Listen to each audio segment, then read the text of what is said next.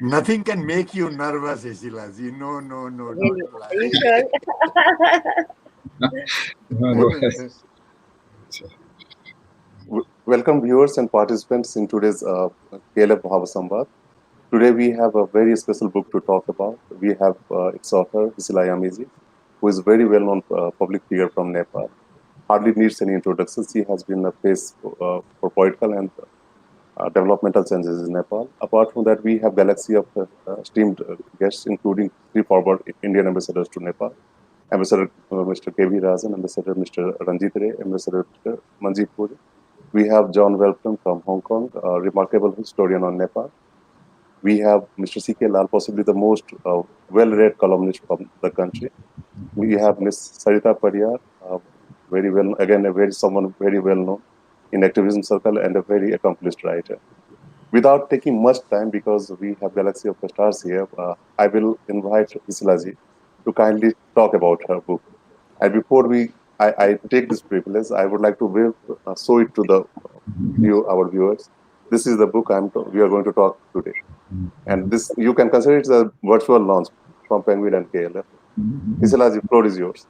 Okay, thank you so much, Atul. I really thank KLF for giving this platform, national and international coverage. And before I start, I must pay tribute to all the people who have been killed and who are disappeared, and properties being smashed and all that in this part of Himalayan and mountain region of this region. Um, Having said that, now I would like to come to this book, Hisila, from Revolutionary First Lady. So actually, right from the topic itself is a kind of a controversy starts, in the sense that many people have asked me, at one end you say it's revolutionary, and what's so great about being First Lady, after that. But actually, you'd be surprised that a war within a war, and frankly speaking, I was mostly kind of attacked when I was First Lady, within the party as well as more outside. So some people might say, I'm talking about First Lady with lots of fun and lot of privileges and all that. But on the other hand, actually, I underwent a lot of, media smearing also, and then a lot of attack also, And of course, it also helped me in going back to my own parents, and who were themselves actually part of the Nepalese history. So in one way, this is a journey of three generations, I would say. 19 before 1960s is the journey of my parents' political journey to remove 104 years of Rana regime. Then after that, of course, then our journey starts, Baburam Bhattrai and myself, to do away with the monarchy, going through first phase of people's movement, and then followed up by people's war, which took 10 years. And now we are still in a difficult situation where, all the partial achievements that we achieved during the people's war are being questioned, are being dismantled. So in one way, to understand today's political situation in Nepal, also you will be able to get a historical introduction, so that you can understand what is happening in Nepal today. So from that point of view, actually for me, the first challenge was, in today's internet era, mobile and all that, it's very difficult for someone to be focused in a book which is more than around 350 pages, and there are 38 chapters, you see. So three phases of the political events, and so many pages and so many chapters. So it was very difficult to get hooked to people. And somehow, in one way, I was able to do that because, the kind of multiple identity that I was able to reflect in my book. So that helped me in many ways, because I being gendered, because I did my master's in gender issue in housing. So before that also, I was very much into the gender issues. In fact, before I was a politician, I was more gender sensitive in my own ways, like it just came, I don't know. So at one end I had that, and at another end I was also quite familiar with the Dalit issue, ethnicity issues, because my parents, particularly my father, Dharmaratnayani, he was known for inclusive issues and he fought for that. So I was able to relate personally also, with his life and what we felt right from the home, and.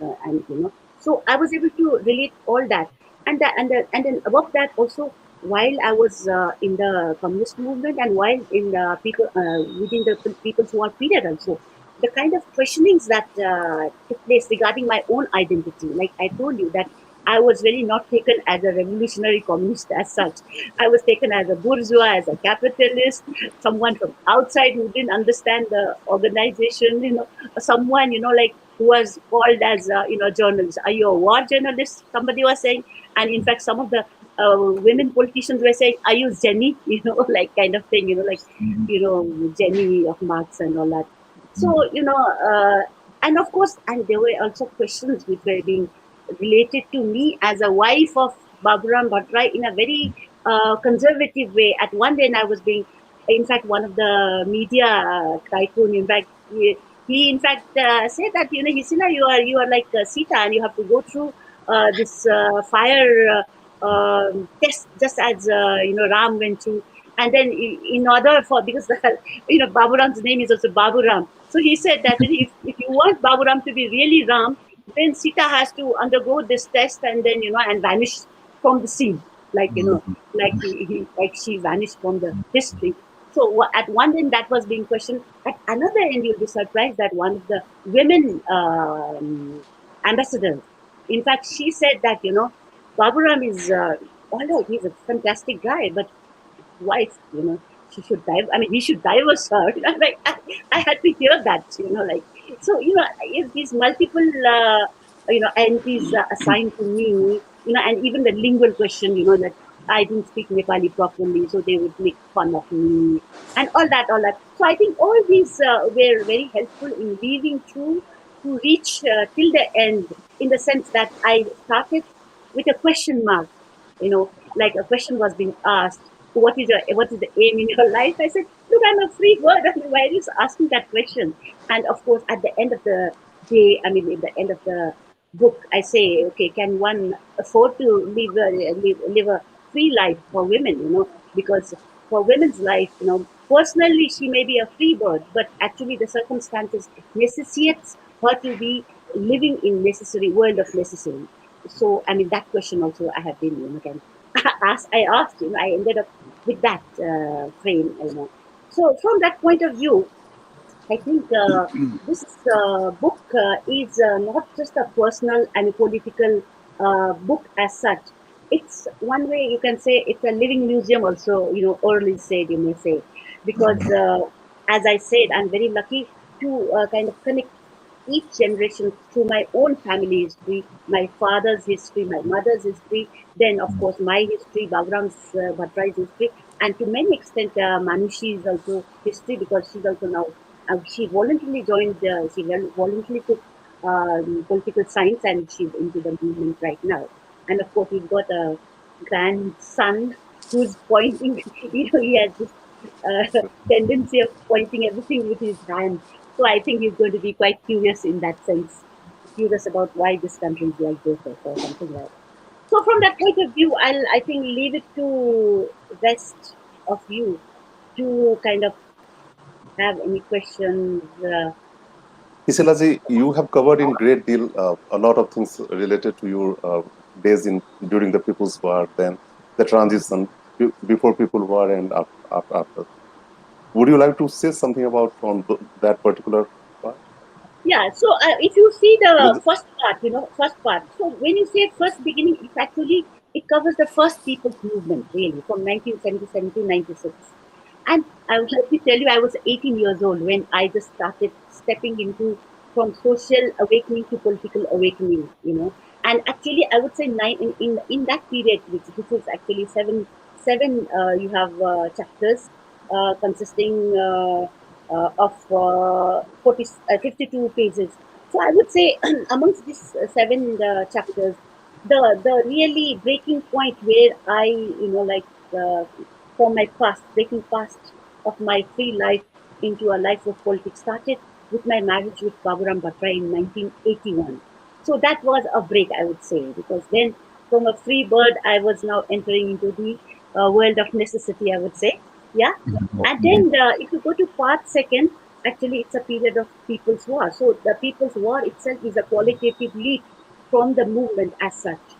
So from that point of view, it was a leap, 10 years leap. When it was started, when it started, I was just 37 years old.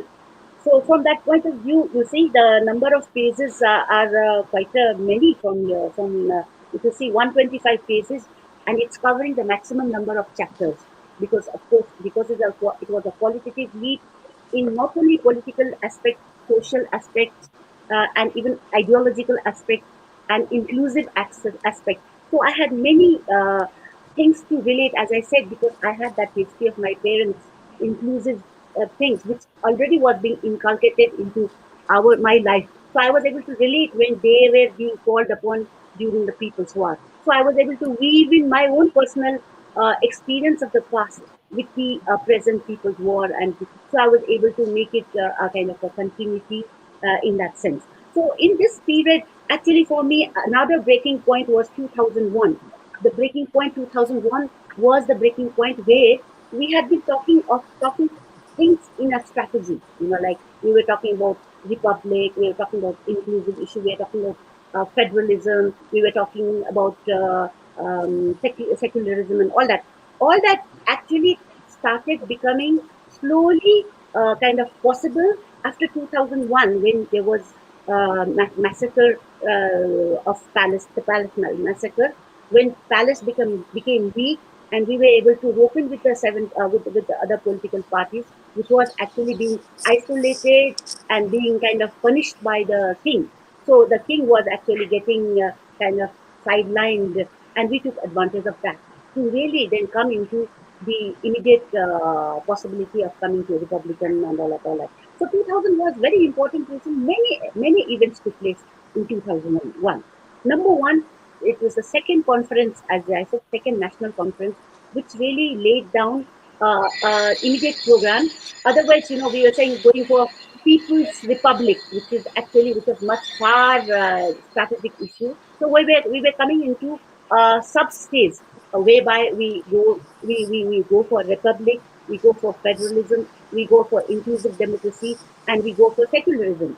So that 2001 second national conference helped in streamlining our policy.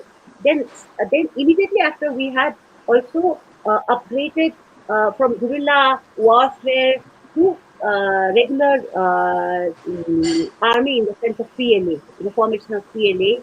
And then also with that also we had URCP, which is actually a governance, which we also came up with the issue of making a base area, so that whatever we had been saying we could practice.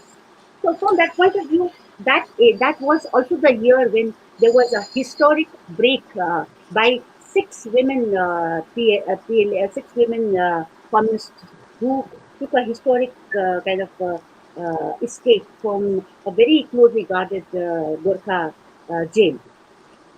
And it's also the year when actually the government actually mobilized Royal Nepal Army also for the first time. So many events took at the same period, and it had a big implication on monarchy. It had a big implication on the political parties, and of course, it had a big implication on Maoist party. So from that point of view, out of these, I would say what the like I have been reading many books. I mean, I'll thank Penguin for that, because Penguin was always asking me to cite give citation for whatever I say. So I had to read many books, and then reading all those books, I realized that there were certain lacunae of information which I had. As I would say, I was speaking from horse's mouth because I was very much one part of the headquarters. So I was in a position to analyze how the headquarter worked and who all the leaderships were, with what tendencies and what contradictions they had. what Yes, Hisila, similarities they had in and all look, that. So, yeah, in yeah. looking back, So from do you that take? point of view, what I'm trying to say is that there are certain things which I have given new, because many books have come on people who are in Nepal. So the new thing is that relation between leaders, that's a very new input that I have given. Similarly, the relation between our movement and India, like Solidarity Sabotage and South Bloc. I think that also gives a new twist. And at the same time, there was very little information on the international relations, particularly RIM, particularly Composa and all that, because I was very much into the international department. So this also is a new input. Similarly, love, marriage, and children. So the very less given on marriage, children, and love as such. So I could give my personal opinion also on that. And then of course, as I said, a 21st century political sati. How I underwent political violence, So, like, Yeah, particularly in this, I had a very important, I think it's my discovery, I can say, and maybe I can say yeah, it's a patent should be I given to me. yeah, And that is that. And that I is must that. say, yeah. Yeah. Please. So, The yeah. major So, points have been covered in your address. particularly, yeah. Just wanted to know one thing. How politics aside, how do you think about the changes made in the developmental paradigm of Nepal? Has Nepal got anything from the long Of cycle of course, revolutionary changes? of And course. where We Nepal have is standing right now? as I have rightly, I mean, as I have mentioned here, half empty, half full glass. So Okay. half Yeah, you have empty. written in the book as well. Yeah, that's Yeah, right. So in that yeah. sense, we've got we have got Republic, we've got Republic, federalism, federalism, sir. we've got secularism, we've got inclusive kind of, like first past the post, and also along with that, we have PR, proportional, Yes. PR. Yeah, yeah. So from that that point of view, I think we were not We only will able to discuss more ourselves. about, yeah, So, we'll so from discuss that more point, about those I would issues. particularly like to highlight in the first Yes. 21st century political sati. That's something which I discovered. I don't know if anybody discovered, and that is that if a politician starts taking politics personally, it becomes very hurtful. You start crying, in fact. You might even go into depression, I think. Yeah. But if you take political events or any two-line struggle from an ideological point of view, no matter, then in that case, even if you are into minority for a long period, it may be very painful, but still because it's an ideological issue, so you get empowerment out of it. So that was one discovery which I found, and Yes. I put it down here. Now, in that, when you go Thank to you. the new Yeah. beginning, now the third part. Mm, mm, So third part is again, it's to do with the second movement, you see, second people's movement. How we were able to translate whatever political achievement that we got through people's war. We wanted to also get the people as well as political party a sense of belonging, a sense of participation. So that we were able to do it by inducing second people's movement, and everybody participated, and everybody said this is our movement. So now, having done that, it's also very important when we go to epilogue. Then, when we see that things are now trying to again go back to the same old 1990 kind of constitution, then you realize that is it asking for third people's movement? So, in that sense, if you see the whole of the book, it's actually full of movements and people who are. I don't know when it will end. I don't know. Thank you. yeah. Thank you very much for setting up the tone. Now I'll invite Sarita Pariyar. Sarita ji will speak about the gender, identity, conflict issues. Sarita ji, please go ahead. Thank you, Atul, for the great introduction. And I think Hisila ji has beautifully captured the essence of the book. And first, I want to congratulate you, Hisila ji, for this important memoir. And I read it with great interest. It definitely provides, fascinating account of your experience, insights on the politics and society in Nepal. So, irrespective of any disagreements on facts, theories, and politics in the book, I find your work very timely and rare because it archives important recent historical processes in Nepal. So, moreover, the book also, provides the candid insights, I would say, into your professional and political life, which is seldom, discussed in done in Nepal. In particular, the book provides a close, look at how you have negotiated your, as you rightly noted, pointed out, the multiple identities, especially as a proud daughter, a mother, a feminist, an architect, a political leader, and spouse of Dr. Bhattarai, who was the chief, ideologue of the Maoist Party and served as one of the prime ministers of Nepal. In short, thank you so much for writing this book. Since there are many distinguished, experienced gentlemen on the panel, and we have very, very limited time, I'll just focus on two main aspects: one, personal struggle, and the politics of dignity and equity. So, on the personal politics of, personal struggle, as a proud Dalit woman, a mother, and a writer, I like how you have struggled and managed motherhood during the People's War. In particular, I found your narrative on how, as a woman, like you have mentioned in your remarks, you have to continuously, struggle expressing your ideas, particularly in this patriarchal political institutions. So the book provides numerous such interactions. For example, I was really touched by, when your voice was ignored in party internal meetings, right? And you were diplomatically made to speak at the end of the meeting. And it was really heartfelt, frankly speaking. And I also realized that, your struggle highlights a much bigger challenge that talented and committed Nepali women leaders from ordinary background, especially Dalits, face in a highly patriarchal, caste-based politics. Unlike you, Dalit women leaders have limited education, very limited resources, and far less social political capital. And I think your story helps us understand that how Dalit women leaders are simply ignored in key decision-making process within party politics as well as governance in Nepal. And it raises, many questions for the upcoming young women leaders, especially from the marginalized community. So now I, briefly want to talk about the politics of dignity and equity in Nepal, which is, I think, one of the core underlying themes of the book.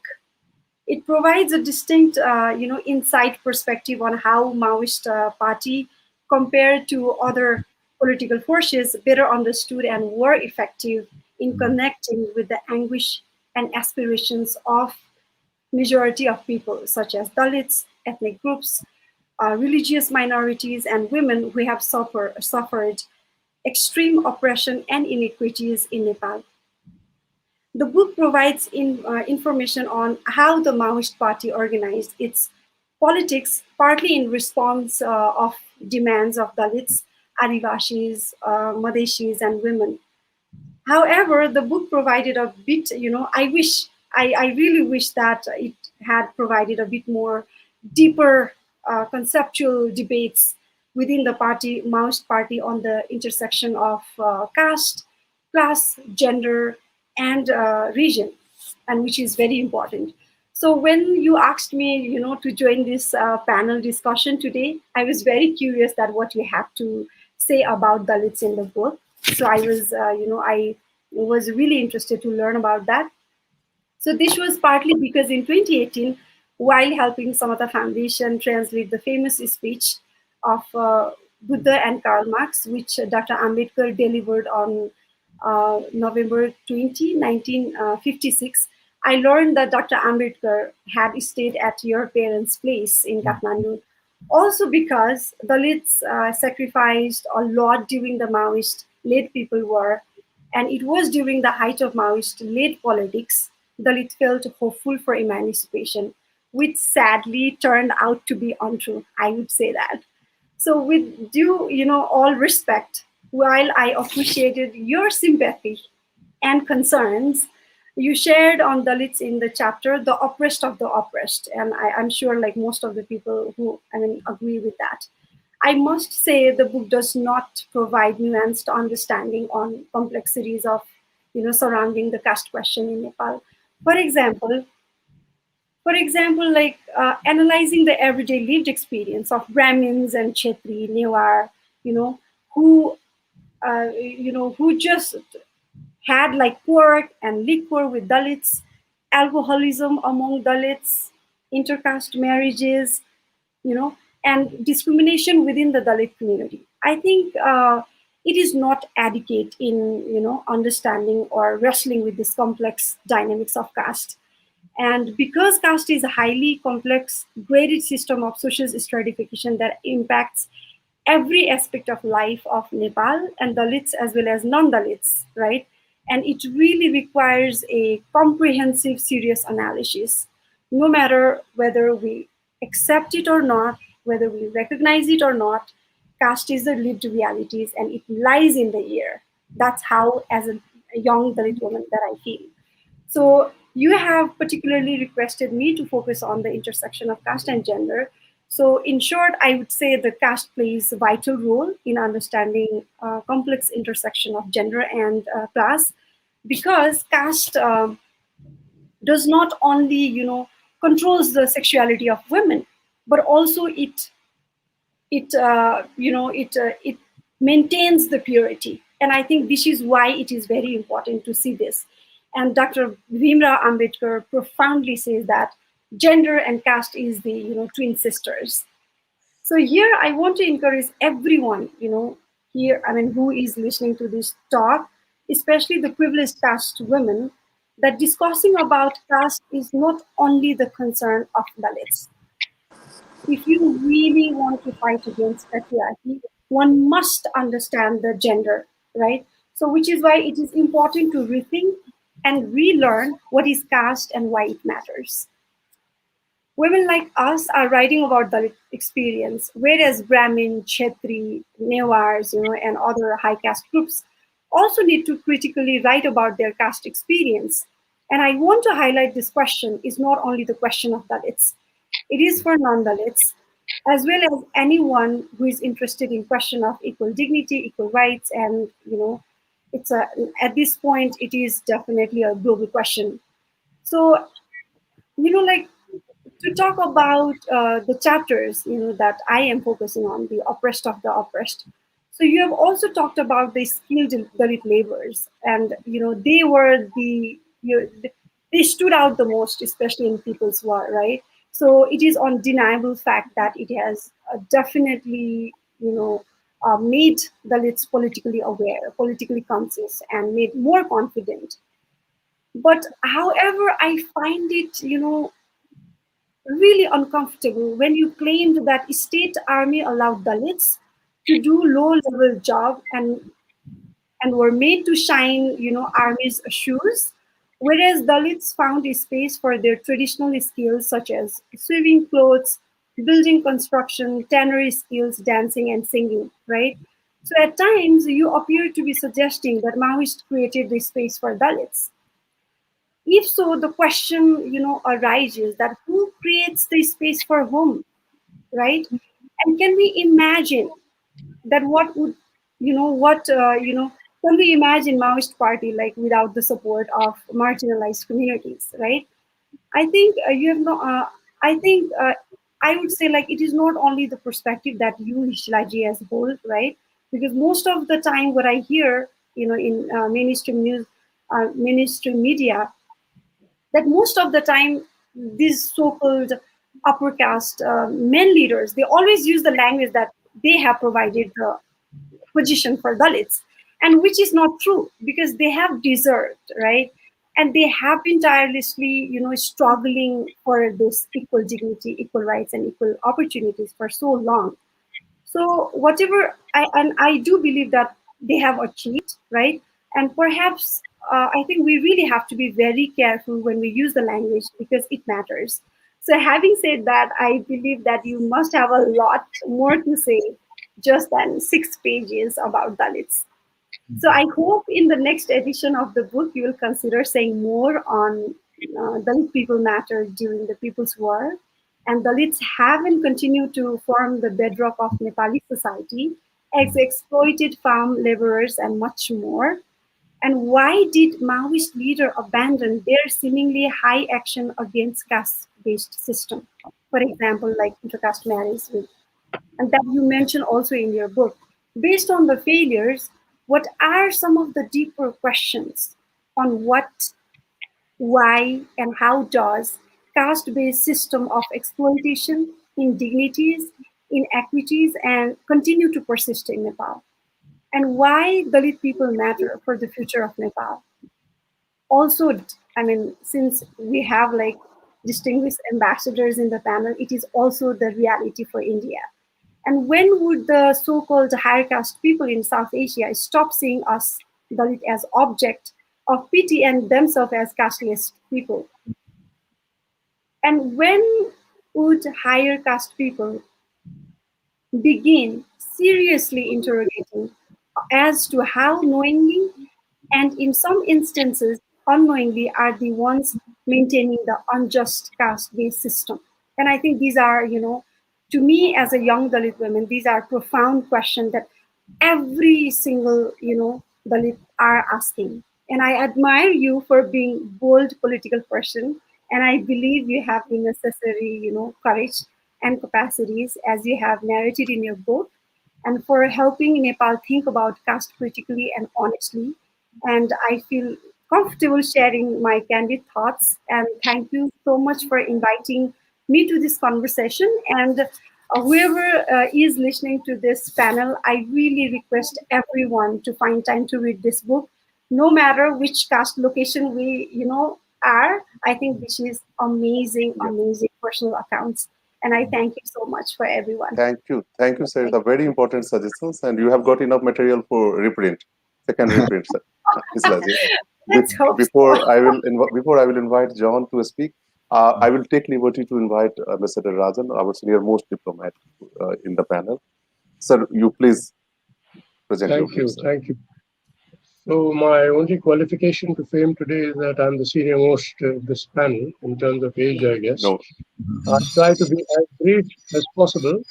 First of all, I think this book is very important, an extremely important addition to the history, the extraordinary history of several years, which are of great interest, which is of great interest certainly to all professionals and all those who love and follow Nepal. It is a riveting account, written, I think, with a rare degree of honesty, considering the author's background and the pulls and pressures that she must have been experiencing throughout the period that she has written about. And it does answer several questions as to how Nepal was able to accomplish what appeared to be a seemingly impossible, achieve a seemingly impossible objective. Many blanks in the history of the period when it began. It was launched in, let's say, 1996, and finally ended with the comprehensive peace accord and then the elections, etc., to the Constituent Assembly. I think that for that period, many of the blanks have really been filled, and for me as a professional, that is of very great interest. But apart from that, it's also a very rare and very important human account of the author as a very sensitive human being, and married to a very sensitive person about whom actually very little is known, comparatively little is known outside. And really the suffering, the sacrifice, the love, the final achievement of, even if it is a glass half full, that was registered after so many years. So that again is something which at times is not just interesting, engrossing, but it is also very moving and quite poignant when it comes to her personal experiences as a mother and her period of depression in London, how she overcame it, etc., etc. So I must confess I related to that very easily. Third point, why it is very important is that, BRB, as we shall all call him, uh, I think next best to his own autobiography, which probably he's very unlikely to ever write, uh, what comes across is a very fine, very, I think, uh, complete, I would say, uh, portrayal of a very interesting leader of our times from our region. The consistency, the vision, the courage, the introspection, the honesty, and the very deep understanding of major issues, including ideological issues that he is capable of, and the major ideological course correction that he was able to make depending on what was happening at the time, and also was able to persuade the critical mass of people in the movement to adopt. I think that's an extremely important contribution that he has made, and I'm grateful to Silaji for educating us on that. When I arrived in Kathmandu on my ambassadorial post in 1995, the Maoist insurgency had not commenced. The UML government, CPN UML government under Manmohan Adhikari was in power. It had come to power on the basis of an anti-India agitation on Kanakpur. And there was a great need felt in Delhi, uh, uh, for improving mutual confidence building, trust with all the parties, including the UML, and also with the constitutional monarchy which was there. I'm just trying to fill in some of the blanks in the history, since we are talking really about the history of the period. During those 5.5 years that I was there, we were lucky because I think we were able to sustain a certain basic sense of direction in the relationship. I'm talking about India's point of view.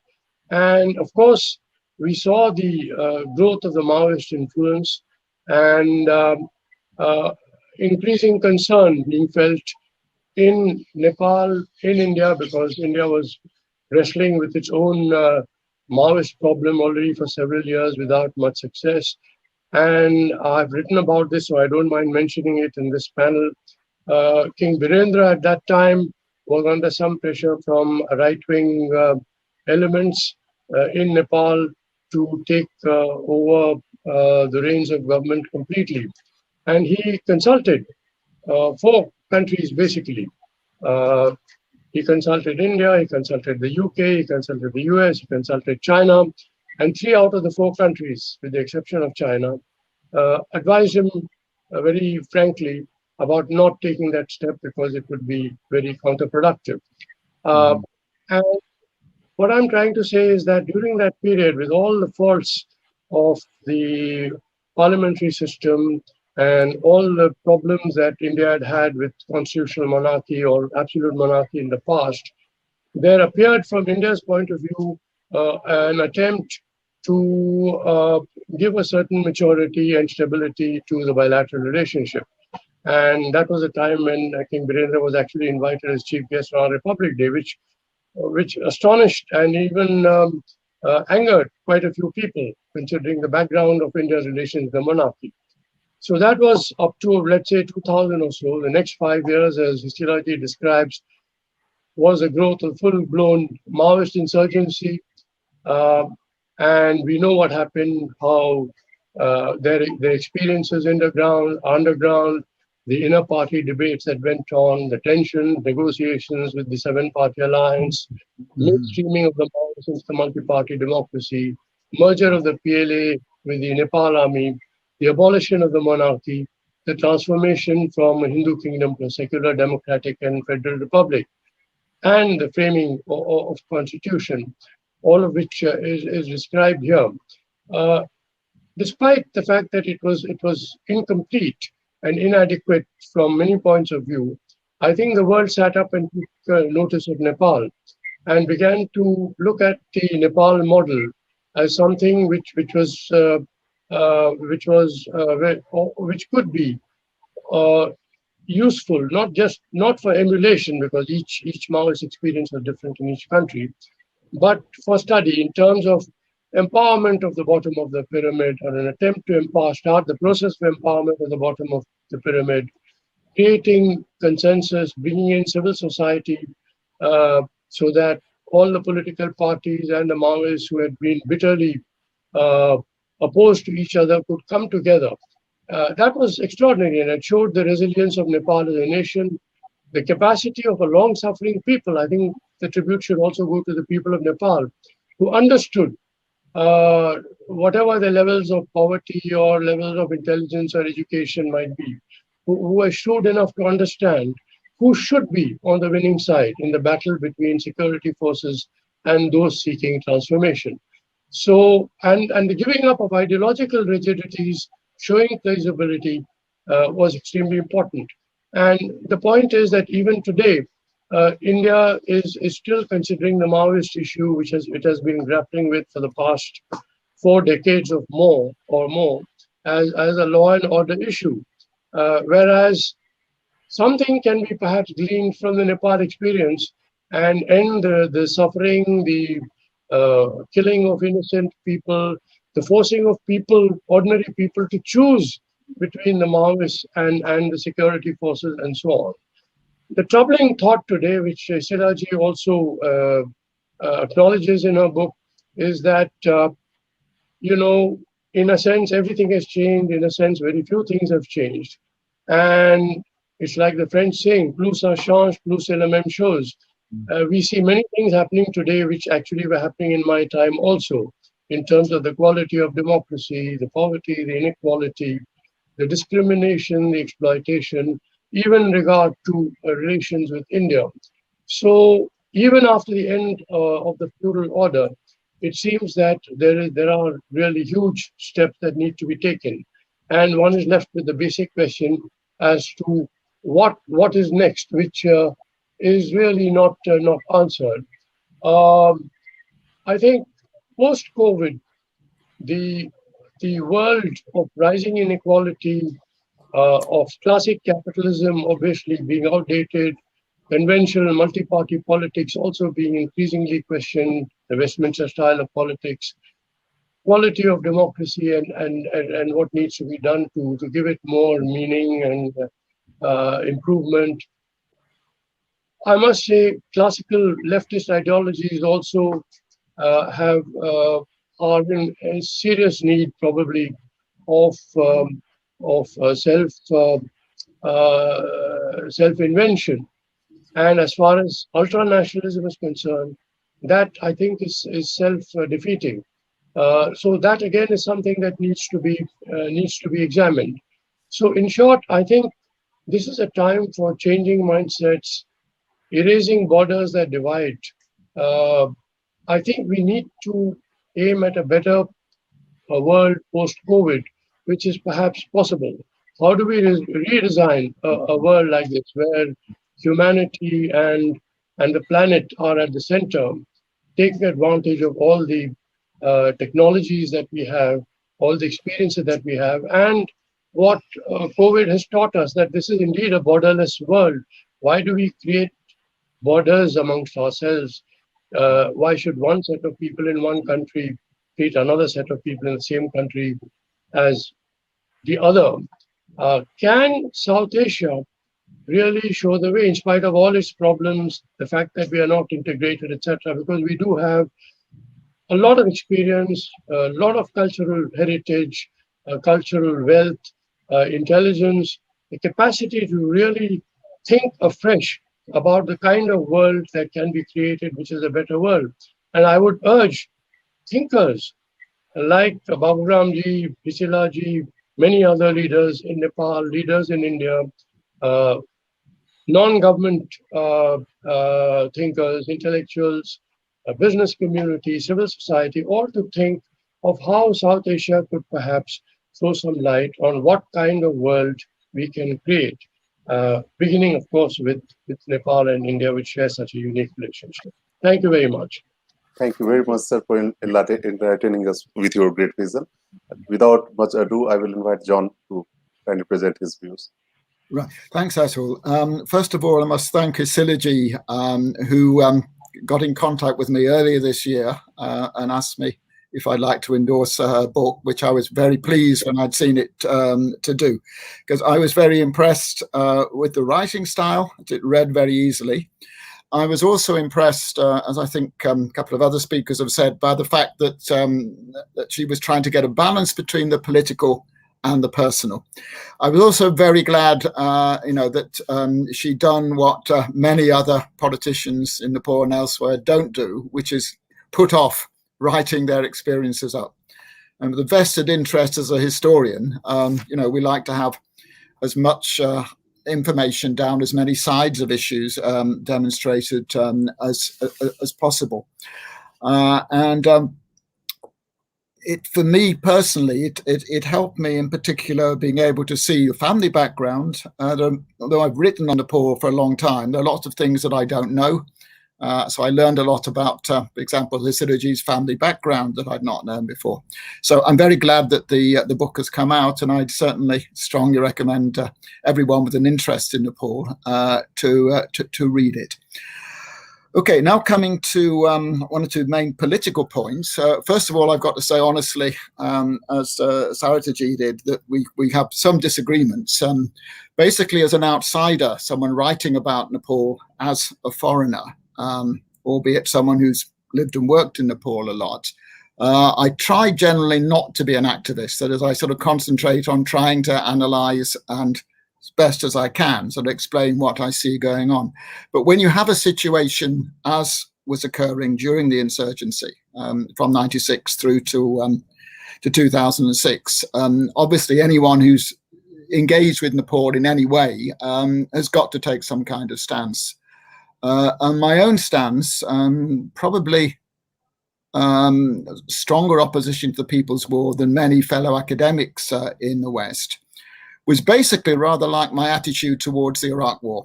That is, in both cases, I think the decision by the Maoist Party to launch the People's War, a decision by George Bush, unfortunately backed up by Tony Blair, to invade Iraq in 2003 were wrong.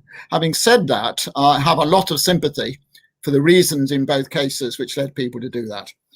And I also think certainly that Hisila ji and her colleagues sincerely thought that what they were doing was in the interest of creating a better Nepal.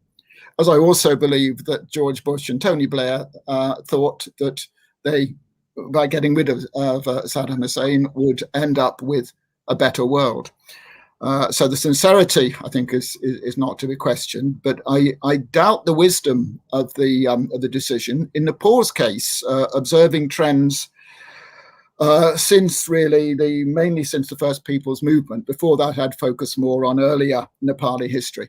But you had this strange situation after the multi-party system was restored, that if you looked at the statistics on voting, the left-wing parties that describe themselves as communist, if you put their votes together, they normally made, if not 50%, more than any other bloc. And if I remember rightly, there was a slogan during from 1990 into the early 90s. Is it Iota Ta, Iota Bam? For each one place, one leftist. And there was a failure to get the different parties to agree at least on a seat sharing. So my own take is that it would have been better to make a stronger effort to get some kind of agreement on the left wing of the spectrum. Hisila ji will not agree with that, and maybe it's something she will have time to take up later on.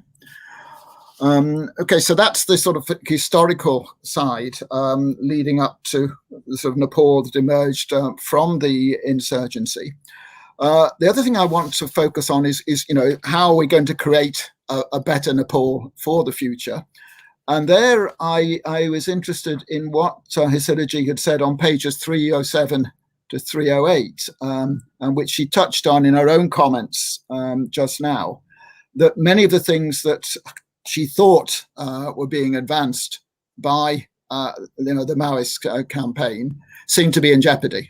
She mentioned in particular the position of women, intercaste marriage, and also both, particularly as a member of the Newar community in Kathmandu, the fact that you didn't get the ethnically based federalism that BRB in particular, and together with Hisila and many others, were hoping for. So we ended up with a model of federalism where it's only, I think, province 2 that you have what you could call identity-based state. There you have roughly a Madhesi state.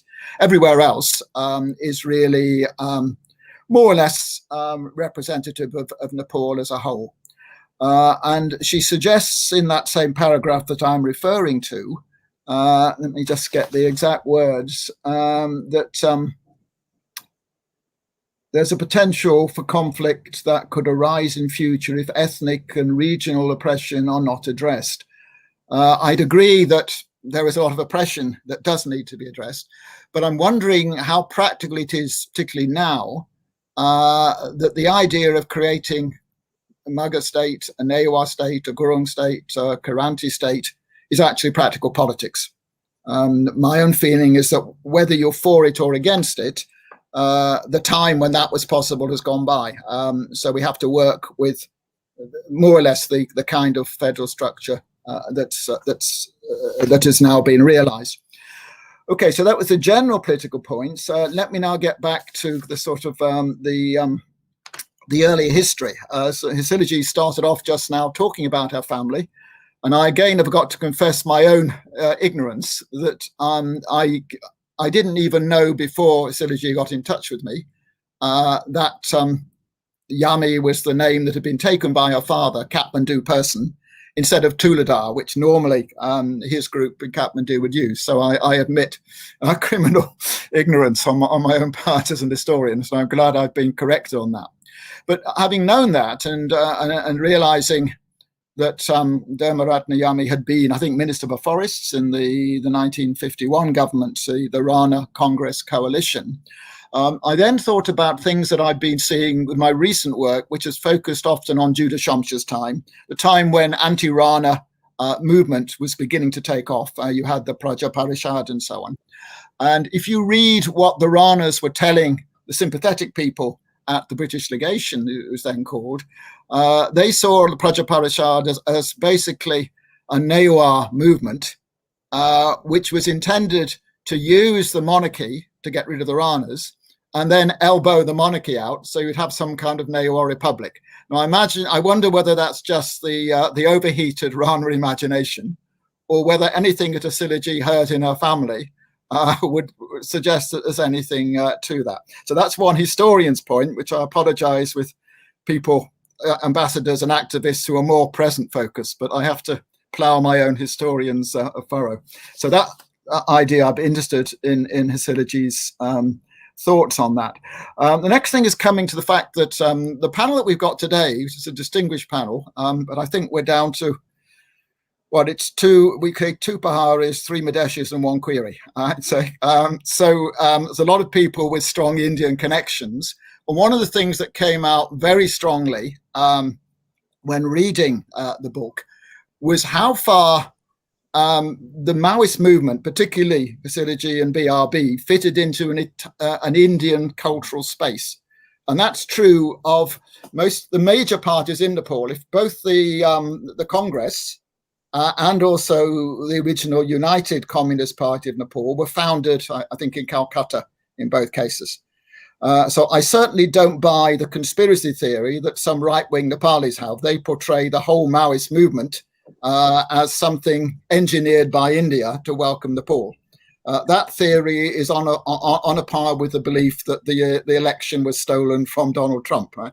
It just proves how people will fall for conspiracy theories. But nevertheless, there is this sort of cultural, what we call it, the cultural political values, this link, which is very strong between India and a section of Nepali intelligentsia. And I wonder how far that, while a source of strength in some ways, makes it easier for the most nationalistically minded people in Nepal, to oppose what people within this cultural milieu are proposing. So that's another sort of subversive idea to throw in.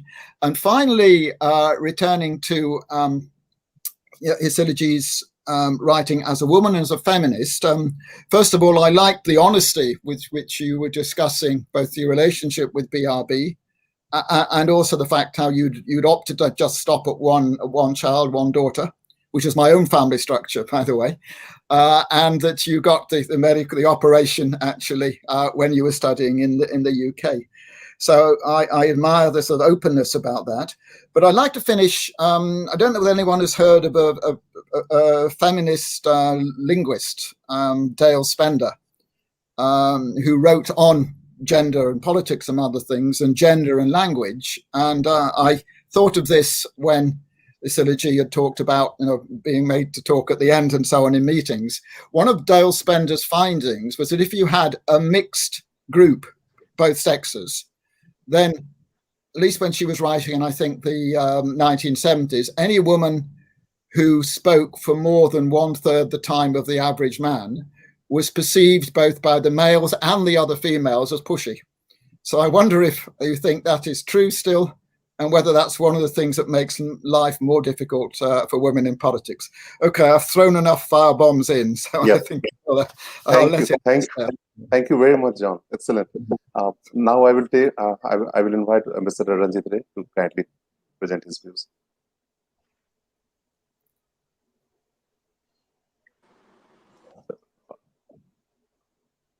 Sir, it is still muted. Yes, better. Yeah, so I want to congratulate Hisila Yami for a fascinating book. I mean, as she said, it's a personal and a political journey, and extremely well written, easy to read. I couldn't put it down. And I think anyone who's interested not only in Nepal, but in left-wing movements would benefit immensely. And the fact that she was a woman who became, from a middle-class family, well-educated, gave up everything and joined a guerrilla insurgency is really remarkable. There are many women in politics, but I think very few women who have transitioned from a guerrilla insurgency into mainstream politics. So congratulations.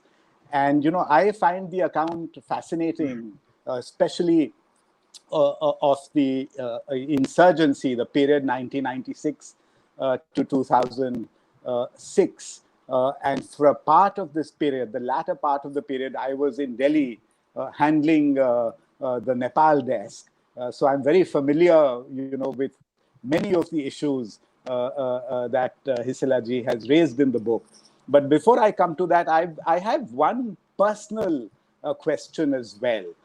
Given your background, you had the world before you in terms of opportunity, and you decide to join the Maoist movement, partly because you were politically aware and you were working with the Nepali diaspora in India, and partly, I presume, because of the fact that you were married to Baburam Bhattarai, who was, a very important ideologue for this movement. But did it ever cross your mind or occur to you, or was there this dilemma about the means that are being used? And I'm referring to the violent means that were used by the insurgency to achieve political change and transformation. So that is one aspect that I thought I would ask you as to, what was the dilemma that you were wrestling with when you decided to take this huge leap or plunge, whatever you might like to call it. And then on to the political issues, your presentation of the relationship between Baburam Bhattarai and Prachand, the two leaders of this movement, is also very interesting. And particularly, not only their personalities, but the ideological orientations, the kind of debates that took place, the kind of direction in which the movement should go. Should the nationalist wing of the movement, which wanted to work with the monarchy, against, the so-called Indian expansionism and the political parties that were seen as somehow aligned to India. Or on the other hand, what is Baburam Bhattarai's line, and which finally prevailed, of working with the democratic forces, perhaps in Maoist parlance, the bourgeois parties against the monarchy. So I think, this is a very fascinating aspect of your book.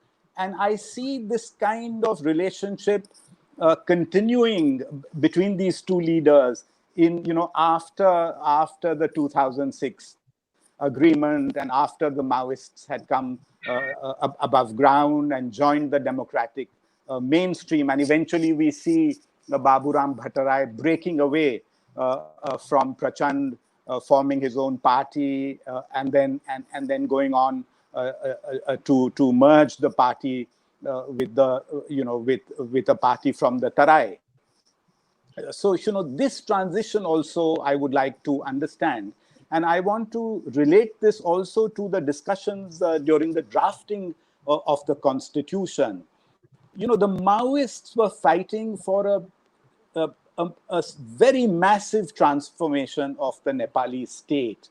And of course, apart from, political emancipation, the abolition of the monarchy, I think the agenda for an inclusive republic was a very significant part of your agenda.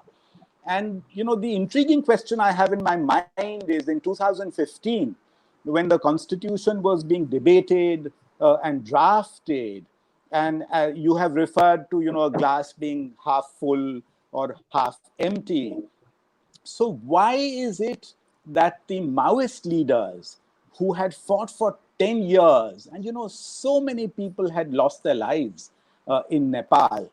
So what were the compulsions to make this compromise and, not go for a full glass and be satisfied with the half glass?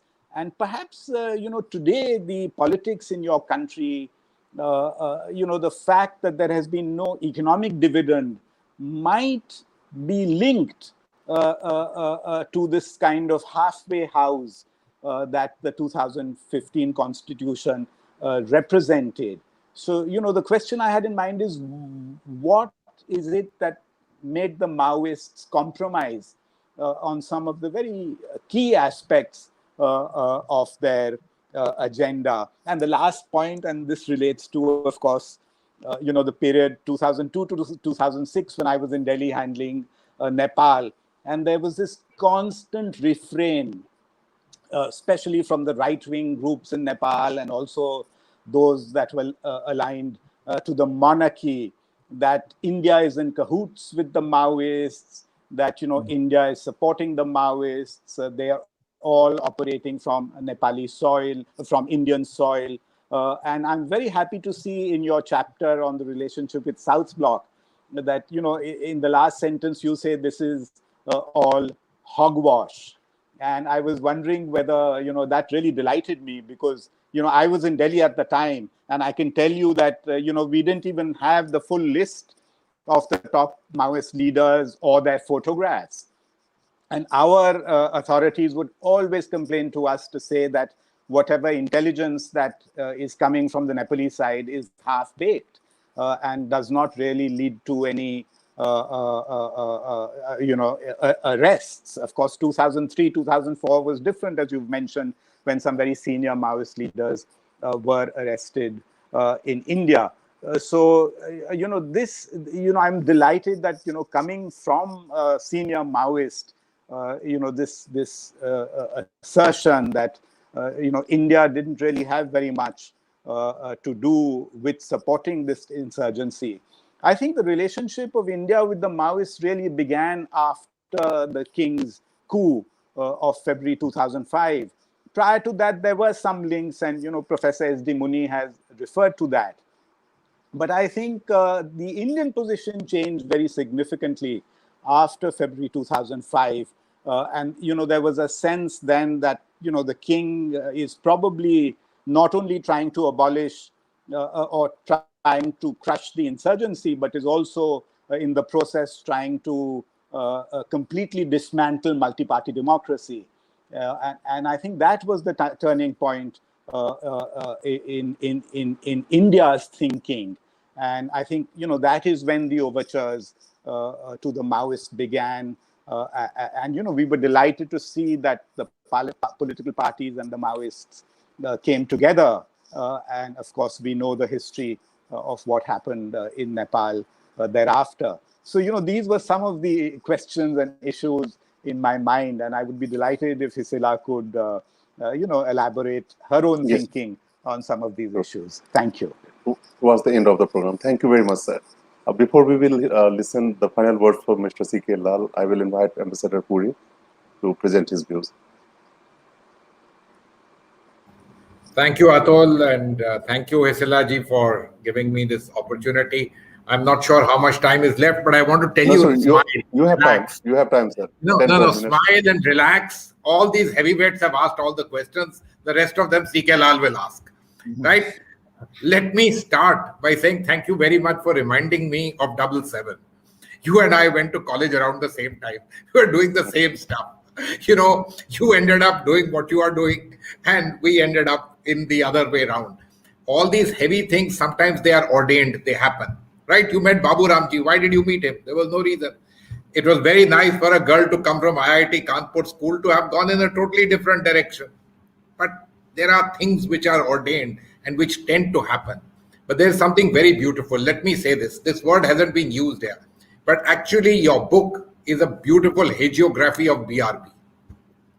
And even though you use him only, specify him in one chapter, that's what it is. And it's very beautifully written. And it's a nice, lovely read. I only have one very, very big sort of gila, as they say in our language. I wish you'd written it before I landed up in Nepal. I would have known that Biswas pe Biswas nahi karna chahiye. So, I would have known the nicknames of all the characters that were dealt with. These things, I think, are particularly important. Because, Ambassador Ray, I think here asked you about the change. Why the compromise? I think in India, are we not seeing it? How many times in northeastern India, in so many other parts of India, where people who have gone to the extreme, including taken arms, but when they come and when they see, I wouldn't say the lure of democracy, but when they see that, look, if you really want to do something for your people, this is the only method. What democracy does for people is something completely different. One of the things is that you put on weight.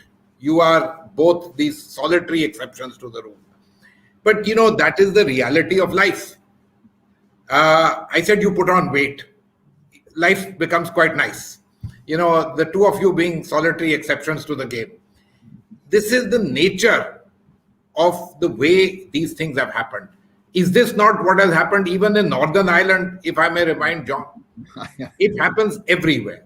And we need to understand. Therefore, when John asked you the question about purity of thought, I'm willing to say that as far as you all were concerned, there was no issue. But John, I'm not willing to say that for Tony Blair and the other dispensation which did that in Iraq. No, I'm sorry. I don't think these comparisons are really true. You all are, let me say, dyed in the wool. You know exactly what you're doing. There's nothing about a better world, etc. It's pure and simple. Now, we know games that countries play. No issue. Hisila, let me tell you something about myself. I had been to Nepal as a student. I had hitchhiked from Delhi to Nepal. I'd been there after that once with Prime Minister Gujral, this famous visit that everybody keeps referring to. After that, before going as ambassador to Nepal, I had dealt with Nepal only once. And that was on the day that India joined the Security Council in January 2011. And you mentioned a gentleman from the United Nations in your book. My straightforward experience with him was to tell his boss, UNMIN will be out within the next few hours and they will be made to leave their jeeps and every single bit of equipment in Nepal and they will ship out.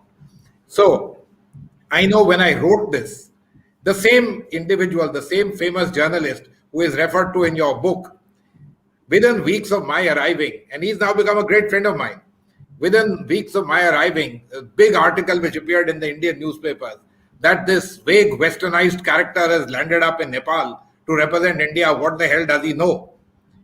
I wrote about that same story in his newspaper, courtesy him. And I think it's the one story that resonated in Nepal with different people having their different views on the subject. When I said, look, and I'll tell you, this chapter that you mentioned about Ranjit and my predecessor and black flags, I stand for that very strongly. You know, let me come back to a subject which Ranjit mentioned, the Indian state and its involvement with what you all were doing. You right here, you had a compact with the people of India, not with the state of India. I completely agree with you that there must have been so many elements in our lovely, diverse society which vibed with you in a sense, which liked it, which were there in their own ways. The doctors who went across to help, so many other facets. But you would agree, and I hope Ranjit will agree too, if the Indian state had been active on the other side, in German there is a word called Dulden. If there wasn't this sufferance, it would not have happened. What did happen? India is this huge, beautiful democracy. It's the place which allows all sorts of things to happen. So when we even look at our own Maoists in a law and order manner, in various ways, Ambassador Rajan, it is because it's not that we don't want to reach compromises. No, it is because there is this element of saying, yes, it's a violation of the law. Come around of the way that we have chosen or whatever it is, but there is a kind of space which is allowed for various people. Hisila ji, I would have been happier if you, with all these various one-liners about India that you wrote at the beginning and end of several chapters, you had been a little bit more in acknowledging the kind of space that my country provided. You know, I'm saying this to you, I say it to every author. Just the other weeks, there was another person who wrote a very big book on Nepal with the same kinds of things. So it's not a complaint. I think it's something which is just normal. Perhaps me, who didn't deal with Nepal for 20 years, thinks that even after leaving this, I should air this particular view. Look, I believe very strongly that the issues that many of us sitting in India think should have been important in Nepal, particularly the matter of economic development. If you just look at a very simple thing, under the king, for a very long time, there was really no issue at all. There was no reason why Nepal, I'm not saying become the Switzerland of South Asia, but there's no reason why Nepal shouldn't have developed far better. It could have attracted foreign capital. You know, people like me, why did I hitchhike all the way to Kathmandu? Because I wanted to buy a pair of Wrangler jeans. I couldn't afford to buy it in Delhi. It was not available. It was only the rich boys who used to get it. This was the kind of state of play. But you missed the bus. And who missed the bus? The people of Nepal missed the bus. The leadership of Nepal missed the bus. Today also I see the same thing happening. Missing the bus. You have opportunities. Playing the game is one side of the story. But the game has to be played for some greater good. You've done well in terms of globalization. I think the one thing that you refer to in passing, for example, you mentioned, oh my God, and I looked at Kathmandu and how big it has become. Hisila ji, please note that the People's War resulted not only in the Republic, but it resulted in globalization taking hold in Nepal. Because you saw to it, and as a result of your activities, people were forced to go outside. Whatever industries, other occupations were, became less. And so there was a push factor, not just a pull factor that the Middle East was open or the Gulf was open or that ASEAN was open. And thirdly, you brought about something which Nepal had never seen, which was urbanization. And urbanization brings its own ideas. 5 million strong Kathmandu. Nobody in Nepal had any idea that you could have a place where about 20% of Nepal's population lives. The importance of Kathmandu may have been there earlier, Nivari kings and so on. But the way it is now the only controlling center of Nepal is something that came about as a result of all of you. And finally, I'll just tell you this.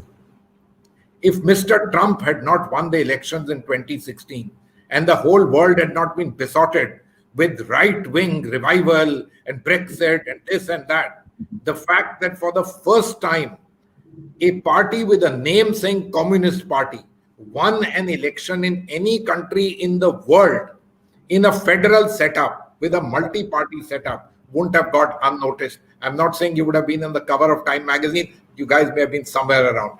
Yes, you agreed to be part of that. I remember that day in September 2017 when Babu Ramji also entered the stage at that City Hall. But soon after that, you weren't there. Well, I don't have the answers to that. That's exactly the way things are and the way they pan out in Nepal and elsewhere. But I think I want to thank you very much that you wrote what you did, because it's particularly important for people to read, understand, and in a sense, know the leaders. And it still isn't late. You are still very much in the race. Your other compatriot from the People's War is very much in the race. The other side of the game, we talked about the left parties and their various sides. What we all referred to was the Royalist Party, i.e. the old Communist Party of Nepal, is sitting on the chair itself. So things really perhaps haven't changed. There's a new dynamic. Will this dynamic continue or not? I don't know. Because Hisila ji, I'd be very happy to know one thing from you in terms of the current state of play.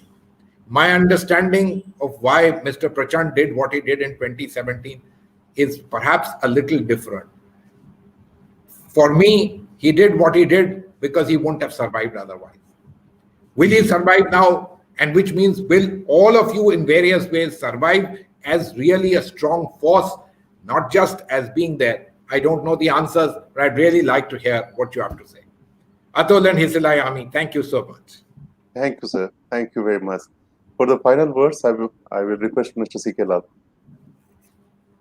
Sir.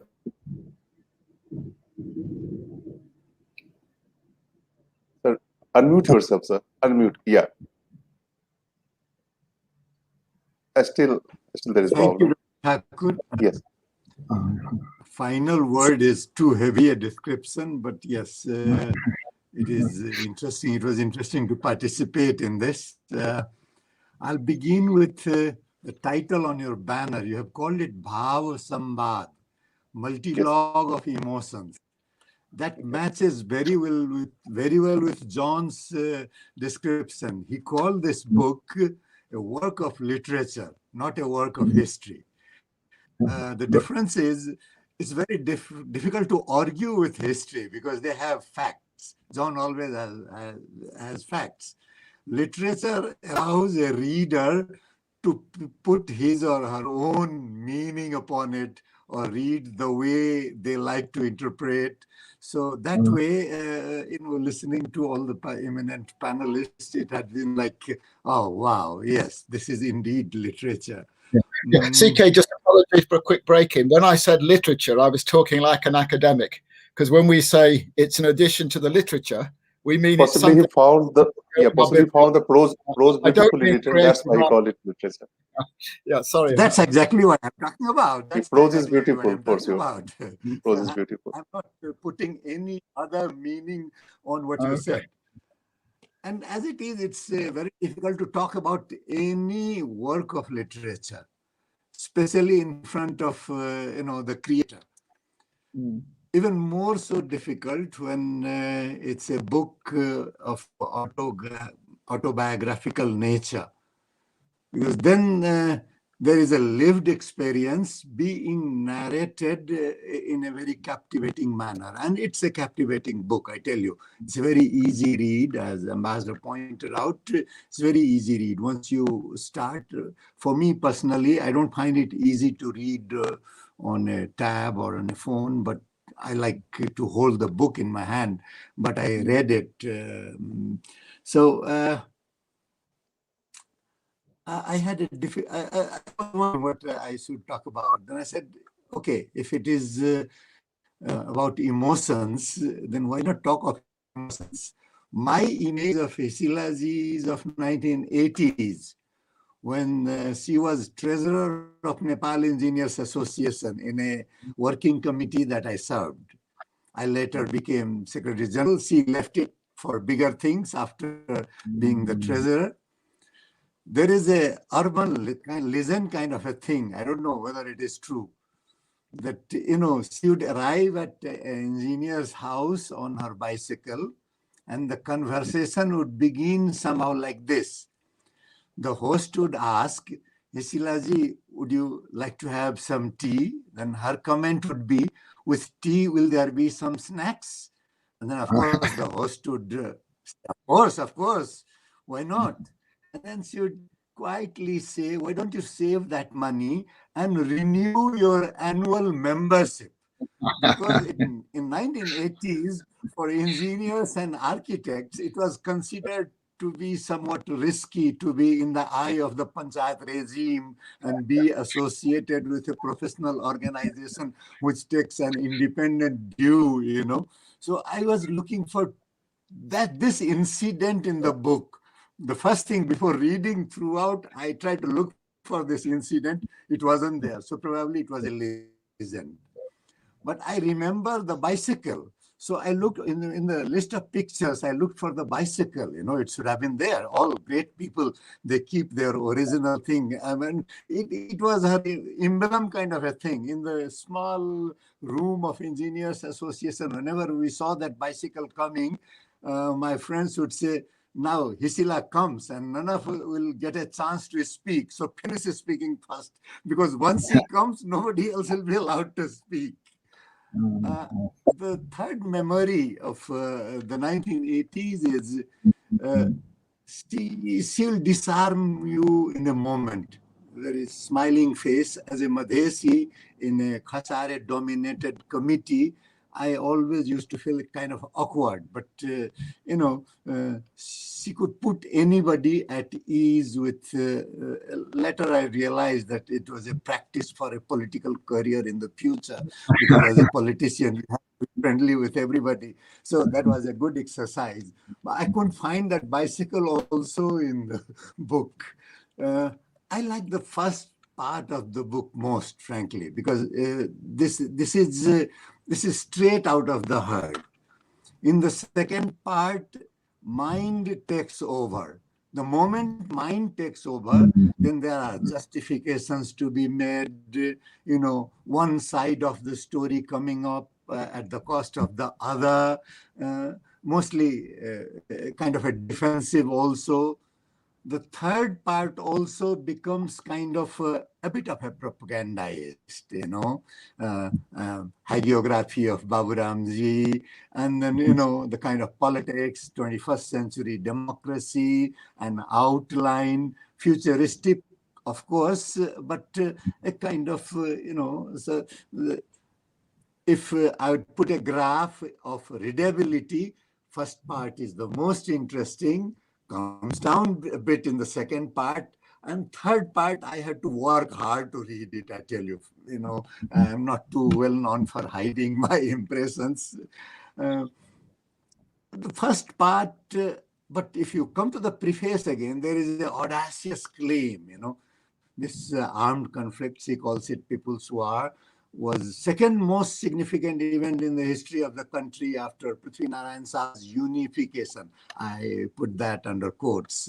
Many of us don't think that it was unification. It had a different connotation altogether, probably a victory, a victorious king, subjugating all others. Some people can argue that probably it was Kot massacre of 1846, which displaced the Sahas from power and brought Ranas. Some people can argue, someone like me, that Saha restoration of 1951, it begins the journey towards modernity. So probably it was a very significant event. Referendum of 1980, because that set the principle that only Nepali people have the right to decide their future. So that could be the second most important. So these arguments, probably the preface was written after she has completed it. But then there are some naive assumptions about the 16-point conspiracy. In 1917 and 80s, in the 1980s, after a referendum, there was some talk of reformed panchayat.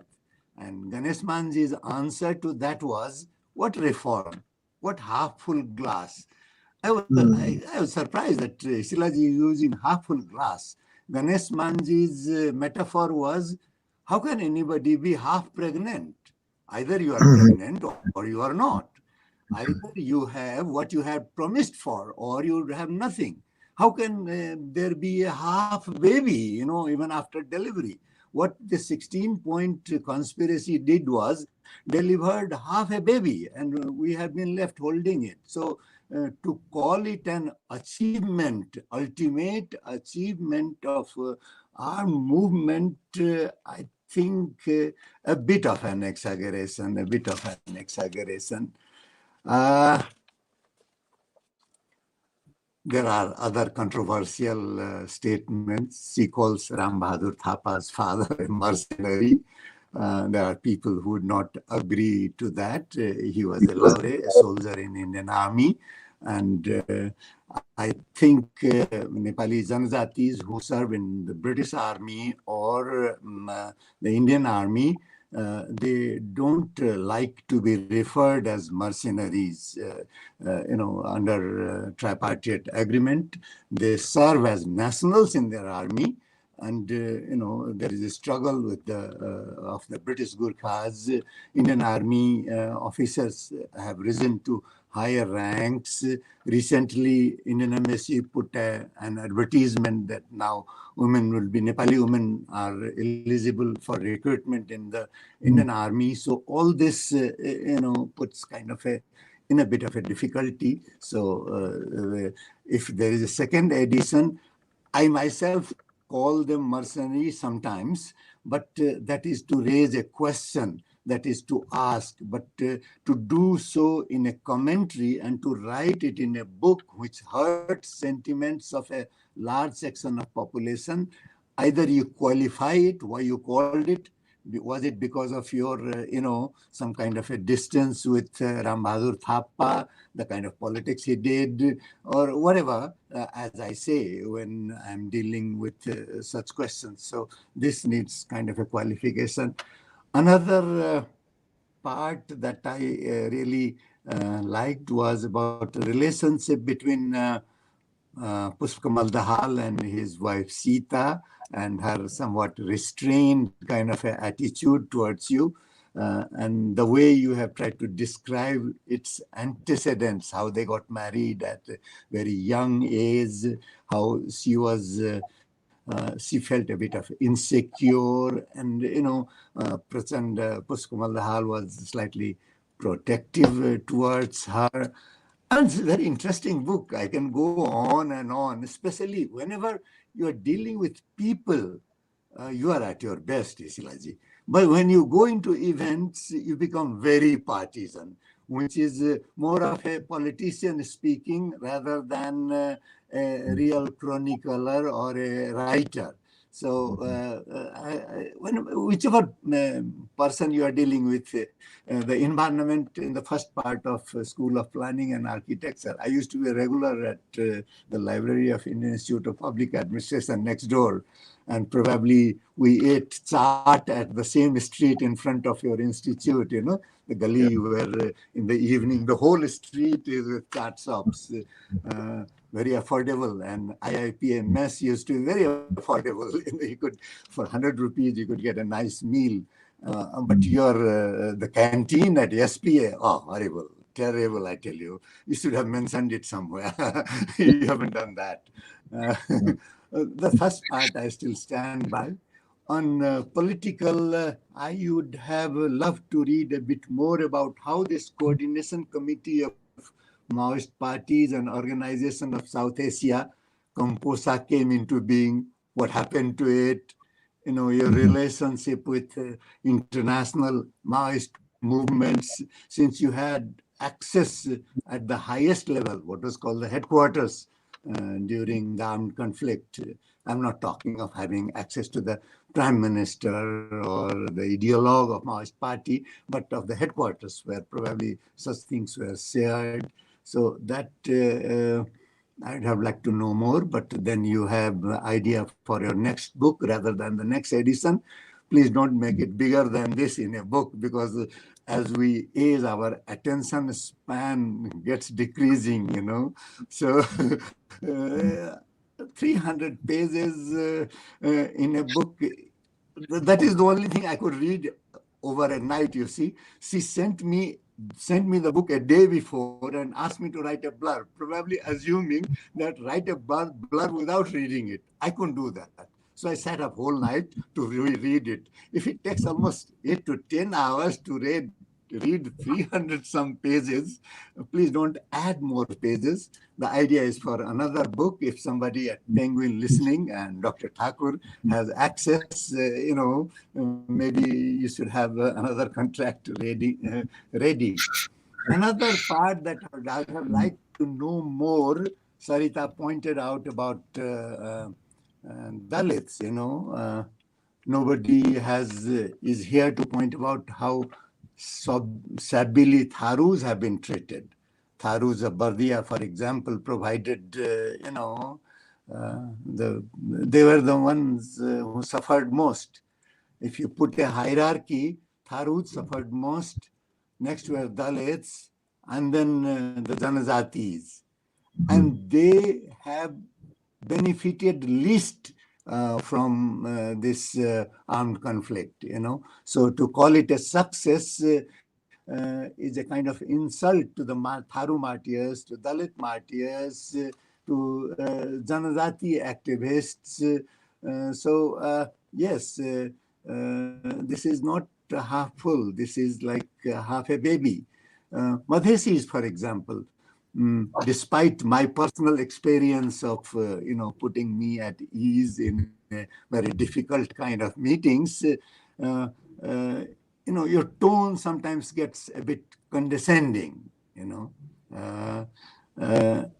you should have examined why Jaikrishnan Goit could not stay in the Maoist ranks, or Jwala Singh, for example, or even Upendra Yadav. There must have been some difficulty. Why Madhesis, who had so much hope from Maoist uprising, suddenly started fighting them, and this very unfortunate Gaur incident took place, or incidents in Birganj took place, So these things need to be examined in an academic and scholarly manner. So you have tried to mix too many things in a single volume, and that you explain that you were in a kind of a hurry to complete it. Once you cross 60, the patience becomes kind of thin. Exceptional people, of course, they have exceptional patients, like Dr. Baburam Bhattarai, for example. He started anew after crossing that mark, and he's still ready to take risk for new kind of politics. But you seem to be in a hurry and try to put everything in a single volume. So you have idea for a third volume, an academic kind of work. I can go on, but I think we are way past the time. So Dr. Yes. Thakur, I hand it over to you. Congratulations, Hisila ji. Thank you. It took me back to the 80s.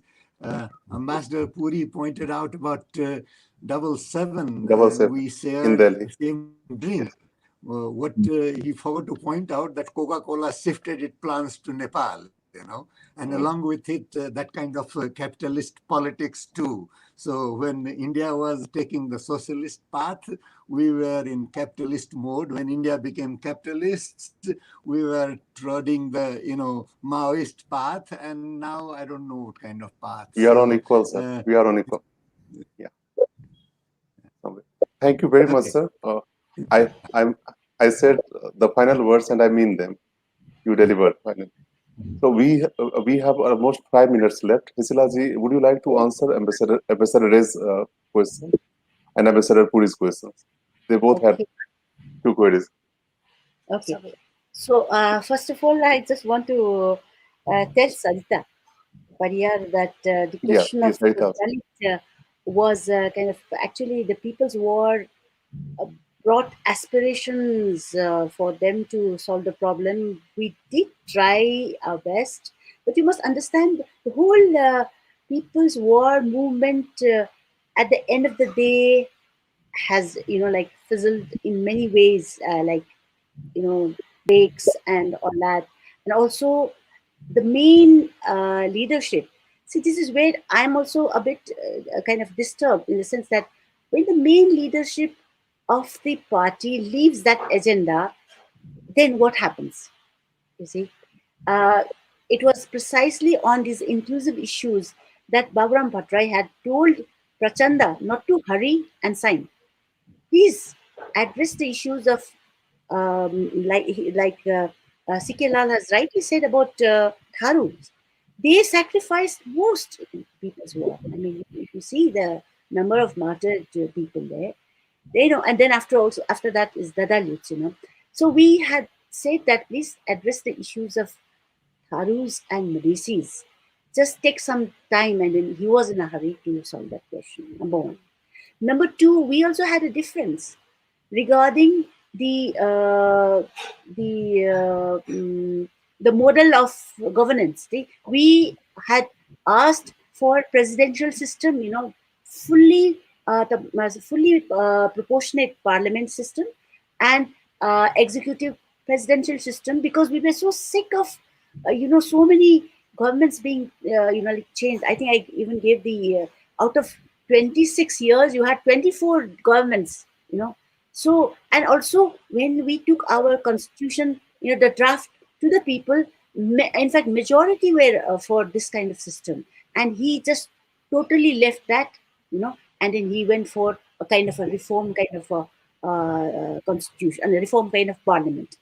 So when the main leader leaves this, it becomes a really pathetic in that sense. So as a result, even the half glass full that we were trying to kind of upgrade is now being eroded. You can see it being kind of led by person like Oli, who for him, in fact, republic agenda itself was too much for him.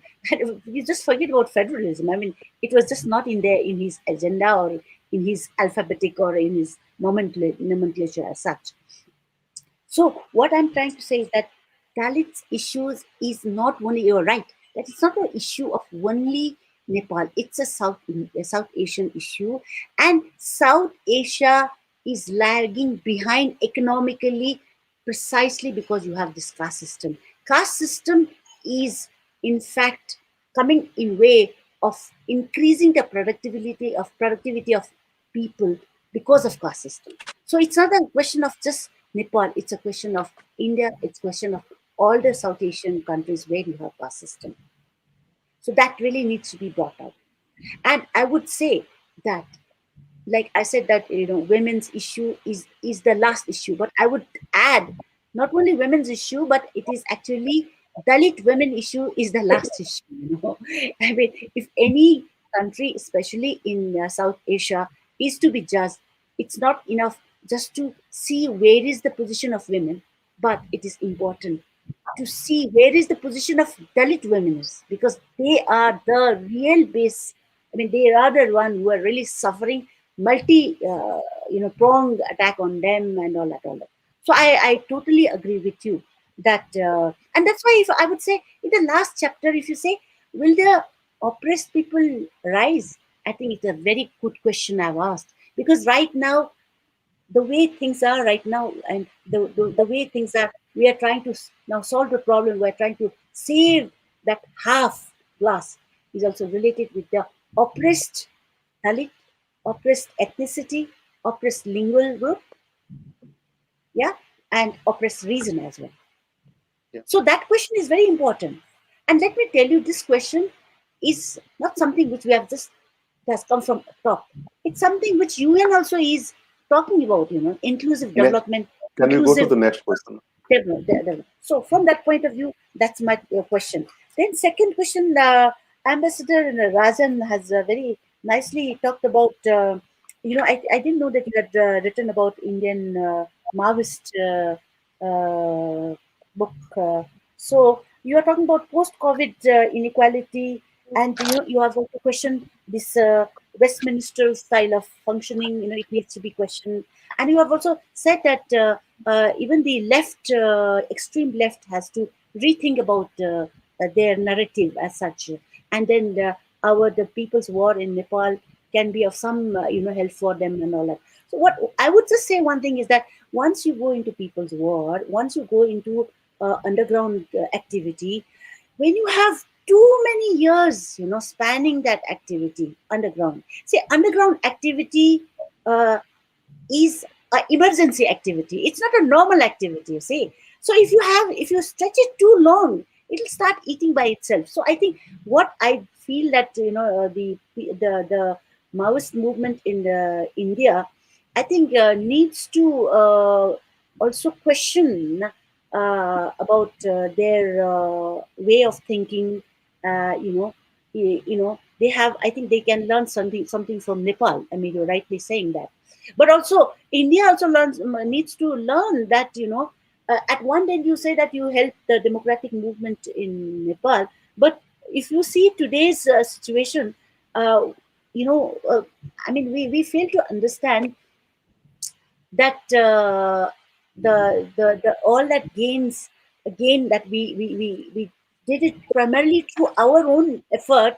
And of course, as Puri has rightly said, that that peoples to peoples relation between Nepal and India cannot be a match with other countries, and with that, because we had so much interaction with the political parties in India, and with the civil liberties and intellectuals who actually helped Indian government to shift from their two pillar system to one pillar system. You see, so that kind of learning lesson, I wish they are still learning to kind of see Nepal from a progressive point of view, than again going back to the regressive, like we are thinking that somehow this constitution, which is of course not a perfect, but even that is being questioned, not only within the country, but I'm sorry to say that even outside the country, some people are not liking what has happened or what we have gained. So from that point of view, I think this also has to be questioned. Now, coming to Ranjit Ray's question, straight away into the question as to, at one point, did you question the kind of violence that was there? And I think I need to ask you, is that the People's War, particularly the first phase, I mean, the 5 years, the beginning of 5 years was a really good way, the way they were actually making the issue of violence very much related with the people, in the sense that any final violence was to be taken place, they were always given space for kind of improvement. They used to be taken into the masses and let masses decide. And there was always space for improvement, and if there was no improvement, then the final act of violence was taking place. Even till the last period, you would see that none of the tourists were being attacked. Like that, around that time, there were a lot of kind of hijacking of tourists for economic reason or whatever reason that was taking place in other countries where there was the civil war. But you would not hear that from Nepal. In fact, you would find that some of the tourists, the Western tourists, they in fact even wrote memoirs as to how they met the Maoists and what kind of discussion or took place and all. So from that point of view, what I would say is that violence is the last resort, but it becomes necessitated when the other part does not understand, despite our explanation, giving space for them to improve, and that becomes a last resort. And I would say, even example of Rai, or of you people, like if in your own family, if the whole family is being kind of raped and being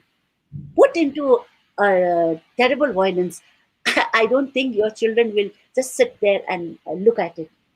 They would also kind of come up with strategy as to how to, reply back that violence. Of course, in the beginning, they will not go straight into attack, but at one point, they would go for it. like everybody goes through. So from that point of view, I think that is my reply. And then coming to Mr. Puri, Ambassador Puri, I mean, I'm so kind of touched by what you said about, like, that you came to Nepal for the genes. I remember my friends themselves, they used to just feel the genes and say, oh, why didn't you bring it for us, like that, because there was so much craze for it, like, so I can understand, uh, about even 7-7. We were really craving for Coca-Cola those days, and somehow the 7-7 was not able to kind of compete with it, and even we commented like that in that sense. So, but after having said that, I think you were very much critical about the role of UN. I think.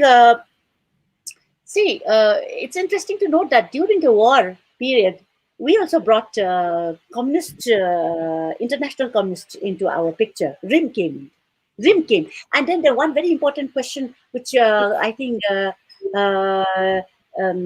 Lal has asked: where has RIM gone, and where has Composa gone? You see, now in that, if you understand, you remember that statement I made that, when any revolutionary party is in the thick of revolution, they become very internationalist. But the moment they come into now, formation of government and all that, somehow even the international communist movement, they start thinking that now this communist party is going to reformism, they would say that. And in fact, they said that to us also, because as I said that, in the 21st century democracy, they didn't like at all. The RIM people didn't like it at all. When that was passed, I think from then on, they started becoming very far. They started, like leaving us and all that. And so we also started questioning about it. We also started, I said, maybe, seeking them less when we came into the comprehensive peace process and all that. So I think there is some kind of a relation between being revolutionary and then coming to a kind of a, like CPA and all that. So I think that takes a